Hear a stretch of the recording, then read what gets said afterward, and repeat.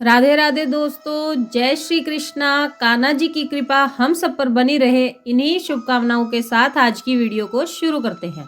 दोस्तों, आप सबका हमारे YouTube चैनल भक्ति में आस्था पर हार्दिक स्वागत है। आज की इस वीडियो में हम आपको माघ महात्म्य का 5वां अध्याय पढ़कर सुनाएंगे।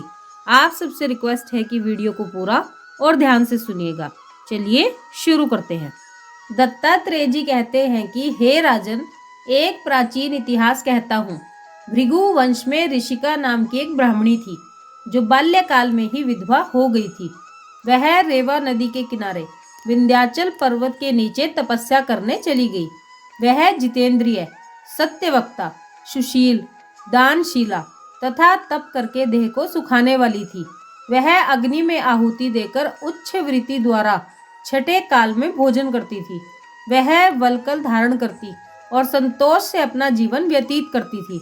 उसने रेवा और कपिल नदी के संगम में 60 वर्ष तक माघ स्नान किया और फिर वहां पर ही मृत्यु को प्राप्त हो गई। माघ स्नान के फल से वह दिव्य 4000 वर्षों तक विष्णु लोक में वास करके सुंद और उपसुंद दैत्यों के नाश करने के लिए ब्रह्मा जी के द्वारा तिलोत्तमा नाम की अप्सरा के रूप में ब्रह्मलोक में उत्पन्न हुई। वह अत्यंत रूपवती, गान विद्या में अति प्रवीण और मुकुट कुंडल से शोभायमान थी। उसका रूप, यौवन और सौंदर्य देखकर ब्रह्मा जी भी चकित हो गए। वह कुमारी तिलोत्तमा रेवा नदी के पवित्र जल में स्नान करके वन में बैठी थी।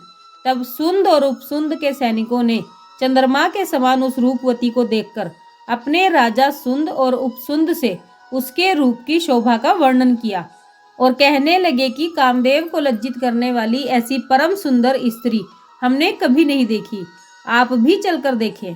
तब वह दोनों मदिरा के पात्र रखकर वहां पर आए जहां पर वह सुंदरी बैठी हुई थी, और मदिरा के पान से विह्वल होकर काम पीड़ा से पीड़ित हुए, और दोनों ही आपस में उस स्त्री रत्न को प्राप्त करने के लिए विवाद ग्रस्त हुए और फिर आपस में युद्ध करते हुए वहीं समाप्त हो गए। तब उन दोनों को मरा हुआ देखकर उनके सैनिकों ने बड़ा कोलाहल मचाया, और तब तिलोत्तमा काल रात्रि के समान उनको पर्वत से गिराती हुई 10 दिशाओं को प्रकाशमान करती हुई आकाश में चली गई और देव कार्य सिद्ध करके ब्रह्मा के सामने आई।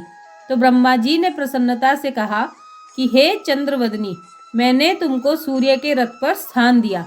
जब तक आकाश में सूर्य स्थित हैं, नाना प्रकार के भोगों को भोगो। सो हे राजन, वह ब्राह्मणी अब भी सूर्य के रथ पर माघ मास स्नान के उत्तम भोगों को भोग रही है।